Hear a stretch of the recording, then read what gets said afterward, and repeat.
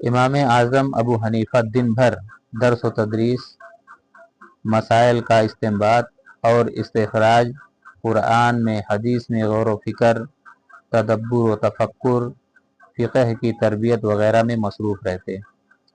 और जब शाम होती, ईशा का वक्त होता, लोग ईशा पढ़कर चले जाते तो इमाम आज़म अबू हनीफा रहमतुल्लाह अलैह नमाज के लिए रकात बांध कर खड़े हो जाते और यह रकातों का सिलसिला चलता रहता था यहाँ तक कि फजर का वक्त हो जाता था।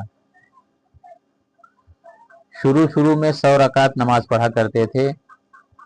एक दिन कहीं जा रहे थे, रास्ता में एक शख्स ने अपने साथी से इमाम अबू हनीफा रहमतुल्लाह अलैह को दिखाकर आहिस्ता से कहा, यह जो बुजुर्ग जा रहे हैं यह रोजाना 500 रकात पढ़ा करते हैं।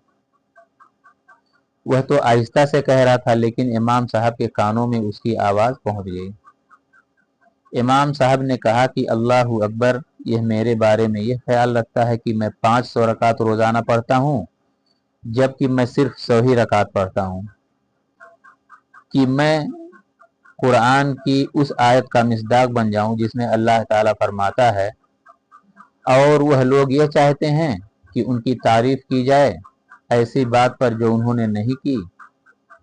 उन्होंने सोचा, अगर मैं इस आयत का मिसदाक बन जाऊं तो क्या होगा, जहन्नम की सज़ा होगी। इमाम साहब ने कहा कि लोग अगर यह समझते हैं कि मैं 500 रकात पढ़ा करता हूं तो आज से 500 रकात पढ़ा करूंगा। और उसके बाद से आपका यही मामूल हो गया। फिर उसके बाद ऐसा ही वाकया हुआ कि एक दफ़ा कहीं जा रहे थे तो किसी आदमी ने इमाम अबू हनीफा को दिखाकर कहा, यह जो बुजुर्ग जा रहे हैं रोजाना 1000 रकात नमाज पढ़ा करते हैं, हालांकि उस वक्त सिर्फ 500 रकात नमाज पढ़ा करते थे।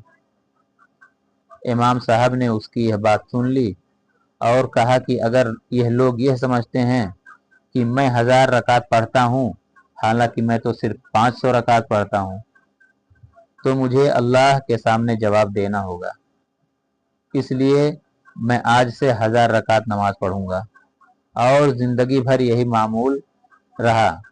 किताबों के अंदर लिखा है कि 40 बरस तक ईशा के वजू से फजर की नमाज अदा की। आपकी पूरी पूरी रात इबादत के अंदर गुजर जाती। इससे मालूम होता है कि हमारे बुजुर्गों का अजीब हाल था। देखिए किस तरह अल्लाह को मकसूद बनाकर ज़िंदगी गुजारते थे। लिहाजा पढ़ो, लिखो, तहकीक करो, मुतालिया करो और लोगों के लिए नेक काम करो। हमदर्दी और गमख्वारी के काम भी करो, दावत व तबलीग के भी काम करो, लोगों को नसीहत करो, इबरत की बातें बताओ, अल्लाह की तरफ उनको मुतवज्जह करो।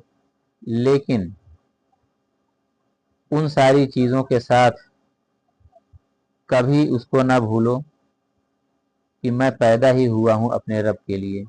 वही मकसूद है, वही मतलूब है।